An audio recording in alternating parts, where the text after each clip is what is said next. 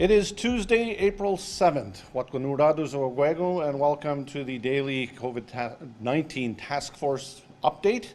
I'm Joe Delarone. Today on the program, we'll have three people making some presentations for you. We'd like to start off with the Commissioner of Public Safety, Mr. Lloyd Phillips.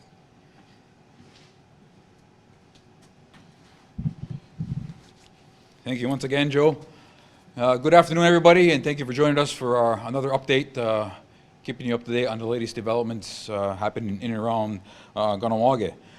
Today, actually, my piece is going to be very brief because Lisa Westaway will be up here in just a couple minutes with some very interesting graphs and some information to share with you that gives a good snapshot of what's happening not only in Kahnawake but around us and how it pertains directly to our community. So I'm looking forward to hearing her presentation as well.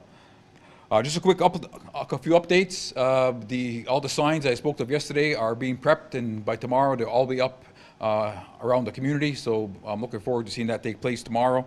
As well as we have additional personal protective equipment, which will be picked up tomorrow, brought back into the community. So again, our first responders and those who require it will have enough gear to at least last them for the next foreseeable future. So again, all these positive developments. So I'm looking forward to seeing that happening tomorrow. Currently, the task force, we're obviously, as I said, every show we're monitoring the situation. We're seeing where things are going. In emergency management, we're still in the response phase of dealing with this emergency. And during the response phase, obviously, there's always this continuing assessment and reassessment of what we have to do next. And hopefully, the last phase of any emergency is the recovery phase. Is when you look at changing on how do we return back to normal. We're not at that phase yet, but certainly we're planning in that direction. And if we're trying to see some light at the end of the tunnel and listening to some of the words of the governors of New York even, and some of the comments made by the Premier Legault, there is that glimmer of hope at the end of the tunnel. And as long as we stay the course, hopefully we'll be entering that phase of recovery sooner than later. For today, I don't have much more, as I had the opportunity to take a small step back today, and I allowed Arnold Lazare to step in, and I appreciate him assisting me here at the Emergency Operations Center for a good part of the day, handling the day-to-day activities. He also acts as alternate coordinator for me, so I appreciate him lending his expertise and his knowledge to the team, and also assisting me. With that said, I have Arnold standing here. He has a few words to say, to share with you this afternoon. So thank you very much. Goodbye. Good evening. Says it's been a very busy time. And today what I'm going to talk about is how the team has been operating. It's been a very long 3 weeks. And at one point, it was determined that everybody will need a break, and Lloyd asked to reactivate, and I'm, of course, more than pleased. I'm trying to put a personal spin on the team. We see in the media that people are sometimes critical of the decisions. What I'd like to discuss today is every decision that's made by the task force is not made to prevent people from doing things. That's not the goal. The goal is how can we prevent our own people from getting infected? And all of the items and all the decisions that are made are consistent with that issue. We talked about this morning on the radio, the pools and people not being allowed to open their pools. The task force has never said people can't open their pools. What they've said is we can't have outsiders come in to open the pools because we don't know where they're coming from. And that's consistent with the cigarette stores and the gaming houses. So the task force is being consistent. On a personal note, my father-in-law was in the hospital and was very low. And my wife, because she was worked with some coworkers who tested positive, had to self-identify. And it was very hard for her because she, who's normally a busy person, had to work from home in the bedroom and was isolated for 14 days. She tested negative, which showed that the procedures that the hospital used were effective. There was some people that tested positive, but she tested negative because due process was followed, and that's what the story we're following today. Her father was in the hospital and was unable to be visited. My son, his girlfriend is pregnant and is due to deliver at the Jewish General at the end of the month and is having a hard time with the decision. So this is the same for everybody on the task force. Everybody on the task force is living it. We're not in a silver tower making decisions saying, how can we make people's lives more miserable? We're taking the option of saying, we want to make people safe. And yes, it's going to be inconvenient, and yes, it's going to be difficult, but if it was easy, everybody would be making the decisions. I give a lot of credit to the team that's operated before. Having said that, the team is also acknowledging that we want to try and support the community as best as possible. Yesterday, a fire ban was put in effect, and a lot of feedback was given. So based on the feedback, people made some very good arguments, and the task force and the committee is listening in consultation with David Scott and Dwayne Zachary.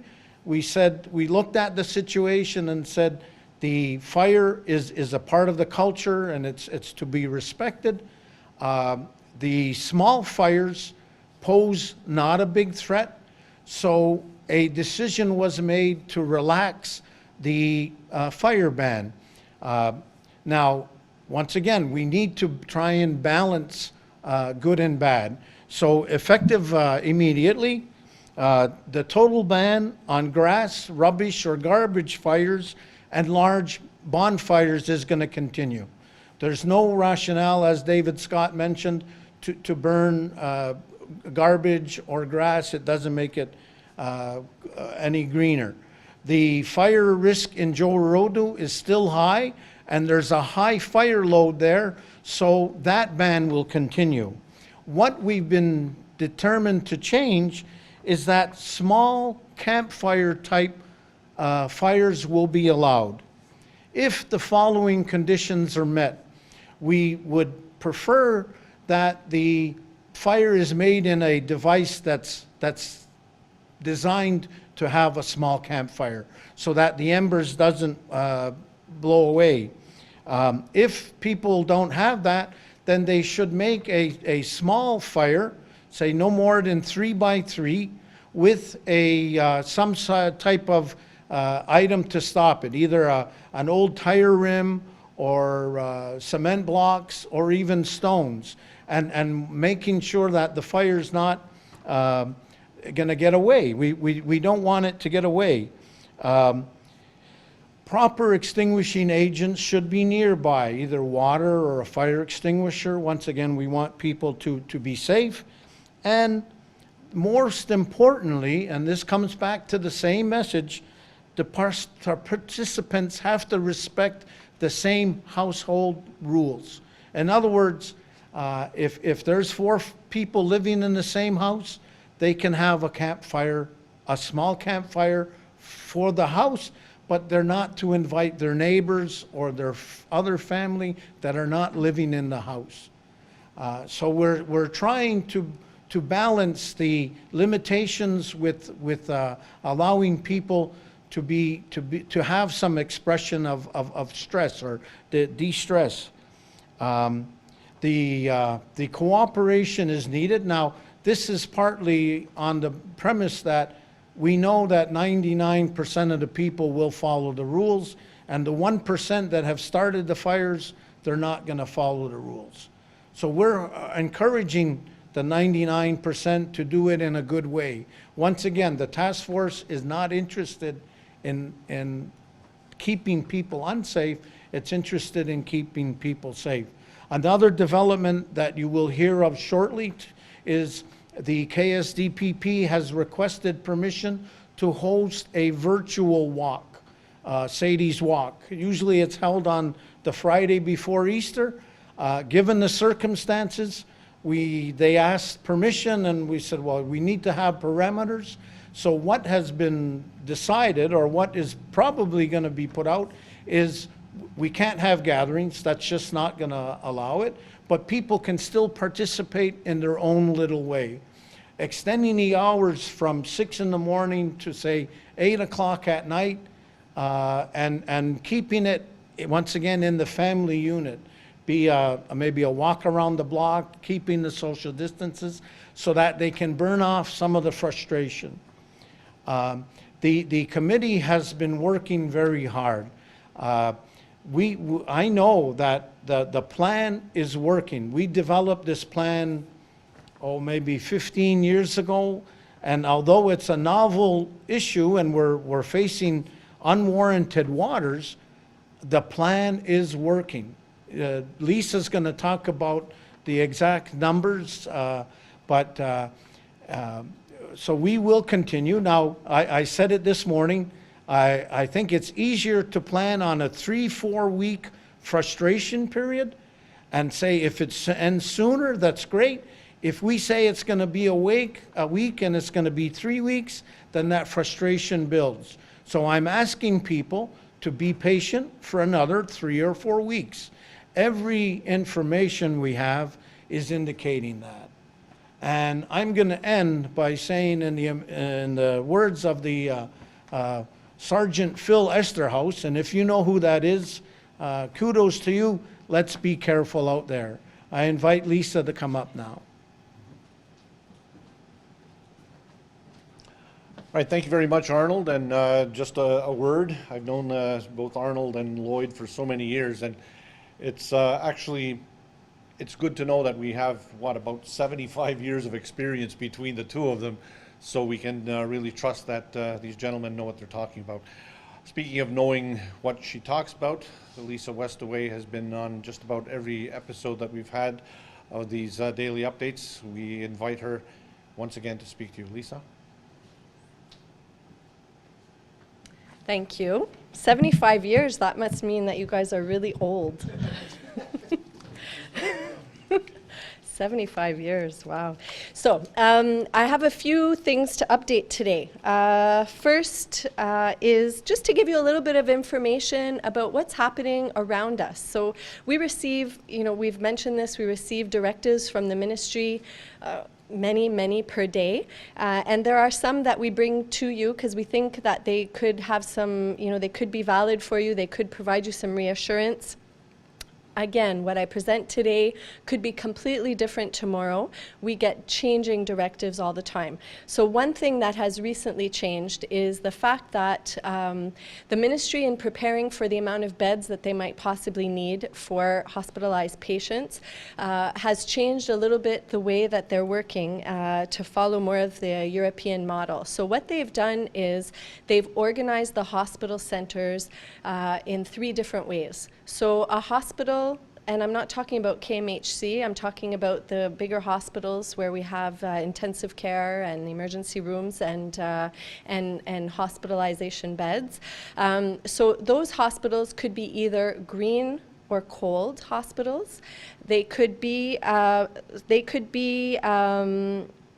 hospitals, which are more red, or they could be in the middle, which are lukewarm, we'll say. They call it tiède in French.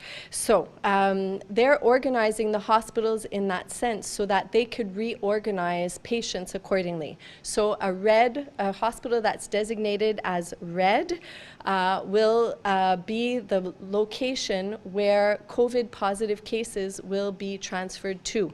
And so they'll have all of the COVID positive cases within the same institution. The hospitals that are designated as cold will not house COVID positive cases. So meaning those cases will be just for people who require hospital care but do not have COVID, but are not COVID positive. Now, the way that the ministry has organized it is that every hospital that's considered cold must also have that lukewarm section for those people who develop symptoms and are awaiting test results. And then depending on their test results, they will either be transferred to a hot hospital or go back to the cold section. So this is the way that they're protecting the population, and it's shown in the data that in the areas where they've put this measure in place, they've had great success in reducing transmission of the virus within the hospital system. So in our RLS, in our territory, in our region, as of today, Anna-LaBerge is considered a cold hospital. Therefore, they will not house or hospitalize COVID-positive cases at Anna-LaBerge. They are a designated center. They also have to, again, have a lukewarm section, but they, as of today, will not hospitalize COVID-positive cases. The two hospitals, as of today, that are considered hot in our sector are Pierre Boucher and Charlemagne. So if one of your family members was to be transferred to a COVID-positive hospital within our territory, it would be one of those two locations. So we thought that it would be interesting to present that information to you. We've heard that there is some people that are nervous about having to go to Anna-LaBerge, and we thought that that might be a bit reassuring, since that is the main hospital that our community uses on a regular basis. But again, if that changes, I will let you know. But this changes on a regular basis, and it's all, the changes happen in line with the ministry's contingency plan. And that contingency plan, we get changes in that every couple of days, and it's the ministry or Quebec's way of preparing for the amount or for the need of hospital beds in the future. So we'll keep you updated on that, because it's interesting information. Something else that I wanted to talk about, the last couple of days I've talked a little bit about how many of the testing sites across Quebec were closing to the general population. And the reason for that being that there is now, they believe, community transmission across Quebec, and therefore what they're requesting is that the general population that develops symptoms, that they self-isolate for 14 days, and that if their family members develop symptoms, that they do the same. So they're taking it for granted that if you develop symptoms, you likely have the virus, and therefore you should be self-isolating. In Kahnawake, we are maintaining our testing site for the time being, and I explained to you the reasons why a couple of days ago, that we fall under certain priorities for Indigenous communities and for a territory where public health has designated a testing site in order to have a better idea of what's happening in the community. So we remain open. However, we are going to reduce our hours of operation because we've had very few calls over the last couple of days. And we're using resources to keep that site going when they could be used in other places. So the hours are going to change as of tomorrow. We will still have people answering the phone and responding to your calls between 8 and 4 as we normally do, but our actual testing will only be done between 11 and 4. So we're just reducing by a few hours our day-to-day operation, and the new schedule will be up by the end of today, early tomorrow on our site, so you'll be able to see what that is. So again, just to repeat, we're still open from 8 to 4 for phone calls. However, we will only be scheduling you from 11 to 4. Again, I'm going to bring up the fact that we're not receiving a lot of calls. There could be two reasons for that. Number one is we don't have people to test because we don't have people with a lot of symptoms. Number two could be that people have symptoms, but they're not calling to be tested for various reasons. I really encourage you to call. It gives us a better idea of what's happening in the community. It allows us to contain the virus within the community a little bit better, and it allows us to make proper decisions about restrictions or non-restrictions that we should be implementing. And as long as we don't have a good idea of what's happening in the community, it's really difficult to make decisions that match the needs of Kahnawake. So in the outside where they've closed down the testing sites, they're doing things a little bit differently now, and that's the next information that I wanted to give you. So what they've done is they've closed testing sites, but they've opened up evaluation clinics. So you might see them in the news. They're called CDEs. That stands for Clinique d'évaluation COVID.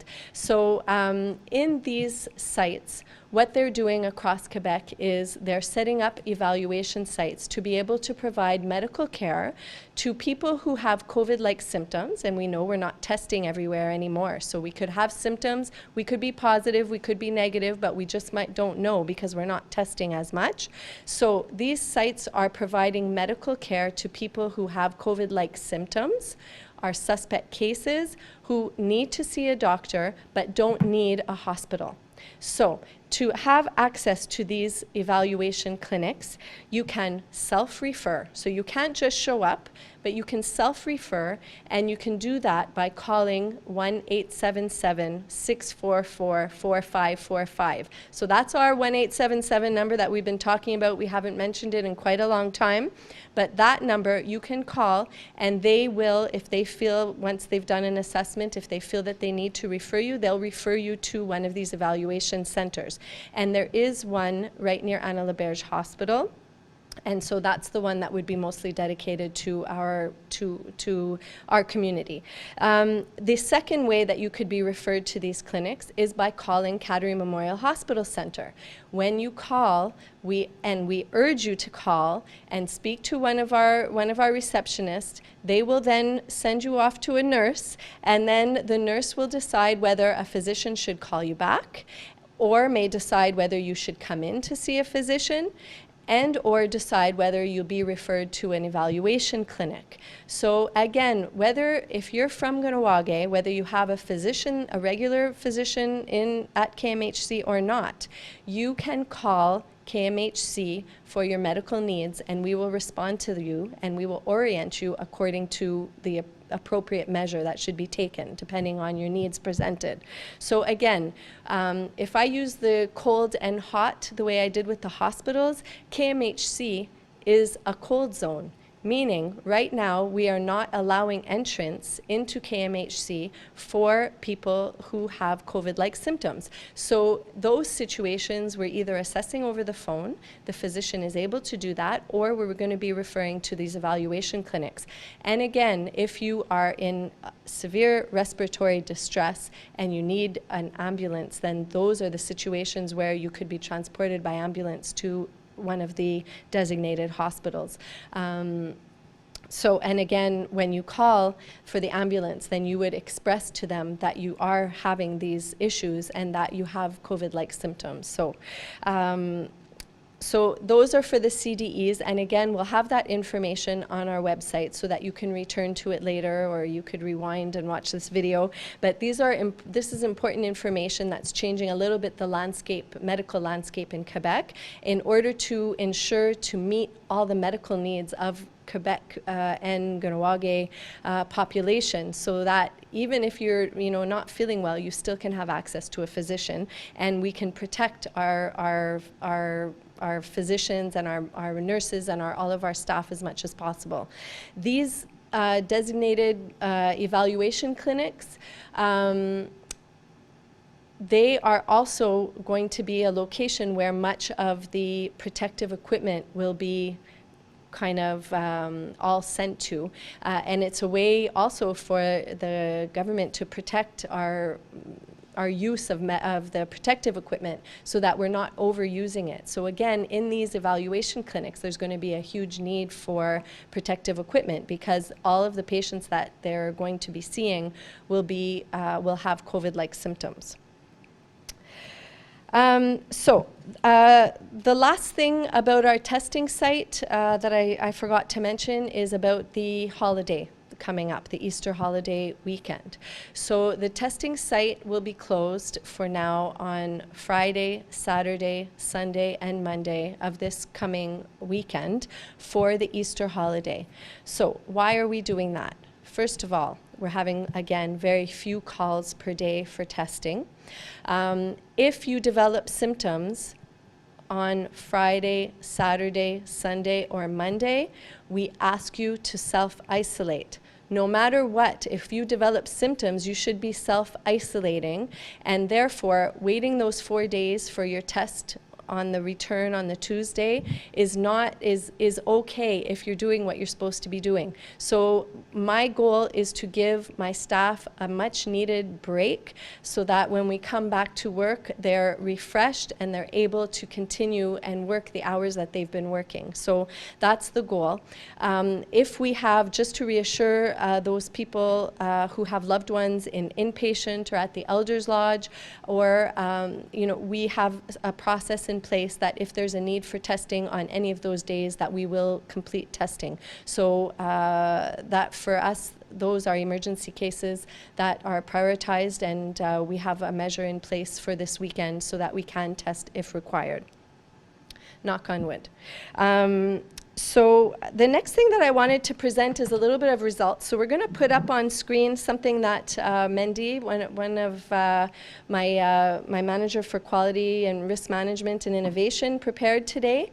Something that we wanted to do and that we thought was really important is present to you some comparisons that we're seeing, because they really hit home and they're really going to demonstrate the impacts of the measures we've implemented, what they've done for us, and how they've benefited our community. So firstly, what we want to look at is a comparison of Quebec and New York City. Why did we use these two places? Not because we love New York City and we travel there all the time, but because there are some significant differences between Quebec and New York City. Number one being that differences and similarities. So number one is our population is almost identical. So Quebec population is just under 8.5 million.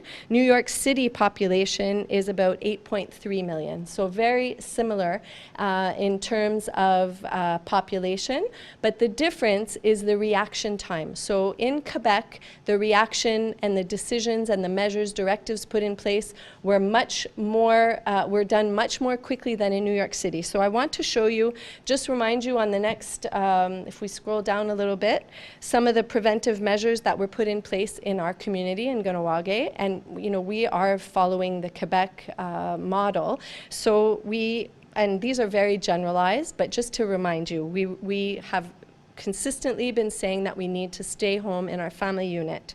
We have been promoting, explaining physical distancing, self-isolation. We have been talking consistently about hand hygiene, cough and sneeze etiquette. We didn't put on here, but all hygiene, so washing high-touch areas. We are asking people who have been in contact with cases who are to monitor their symptoms, so to either take their temperature twice a day, to be conscious and mindful of what's happening with their body.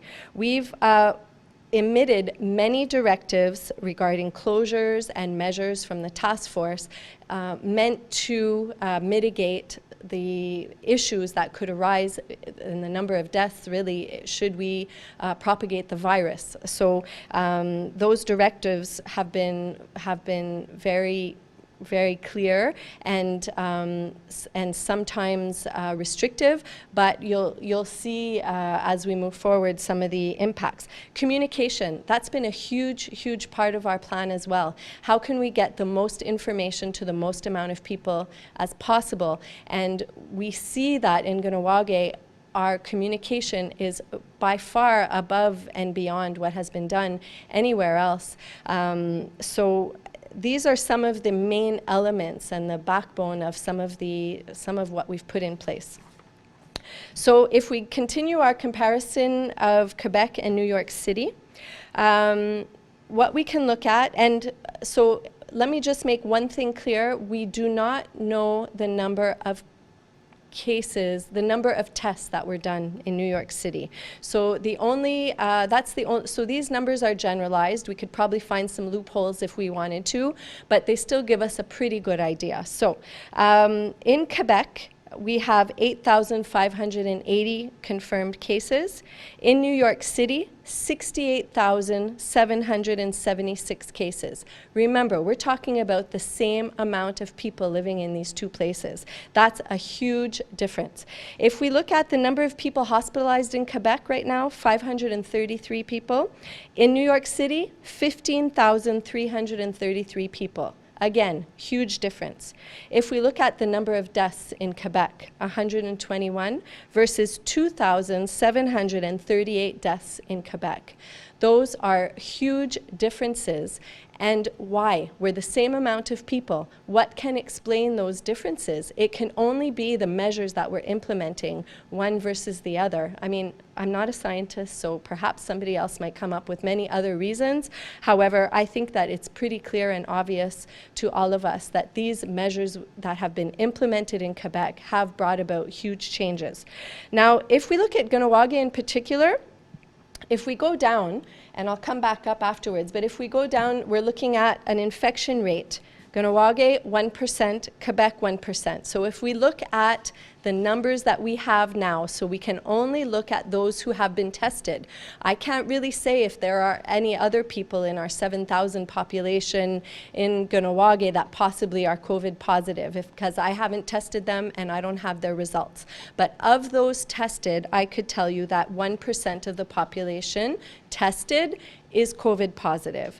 In Quebec as a whole, 1% of those tested are COVID positive. So we're pretty much following the trend between the two. 121 deaths in Quebec. So, okay. 2,000 in New York. Oh, sorry. Okay, so I'll come back to that after. So infection rate, Kahnawake versus Quebec, 1%. We're following the same trends. And our measures are pretty much similar. In New York City, as we've shown you, there is an 8% infection rate. So that's a significant difference in infection rates. If we go back up, so I'm going to just repeat what I said before because I may have mixed up my words. So 121 people have died in Quebec due to COVID-19, whereas in New York City we have 2,738 deaths. So there's the significant difference. And now if we look at Kahnawake in particular, so if we look at the 1% infection rate between Kahnawake and Quebec, we're the same infection rate, but now let's look at the amount of hospitalizations. Quebec is 533, Kahnawake, 0. 121 deaths in Quebec, Kahnawake, 0. Do I know if that will continue? No, I don't. But as of today, I can say that we should all be really proud of that. We have the same infection rate, and yet we have 0 people hospitalized and 0 people who have died. This is a huge, huge positive result that we should all congratulate ourselves for, but that we cannot use as a reason to let our guards down. So we'll talk a little bit more about that afterwards.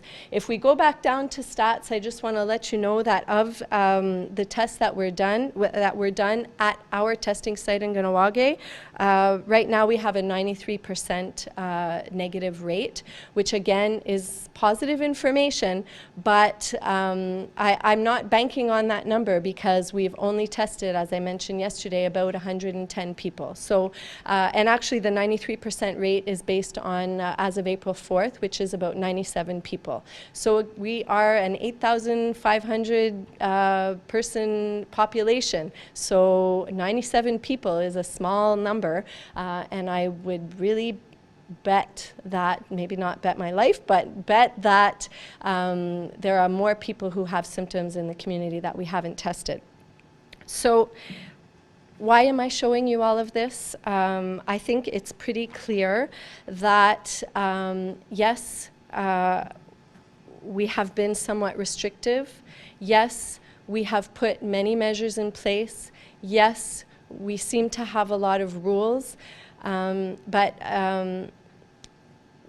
you know, it was mentioned earlier, and I just want to mention it again. This is a sacrifice that we are all making for a short period of time in our lives, and the impact that it's having on our community as a whole is extremely drastic. We are protecting our people from death, and there's no better reason than to have these restrictions than that. I can't think of a single other reason why I would want to continue to implement these measures until I know that we're safe to let go.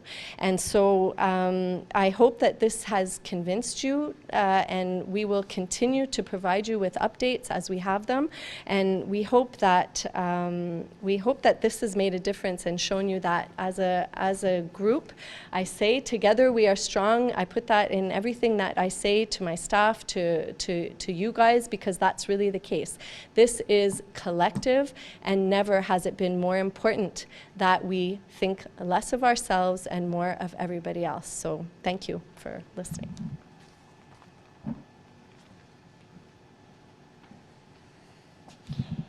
Nyauko, Lisa.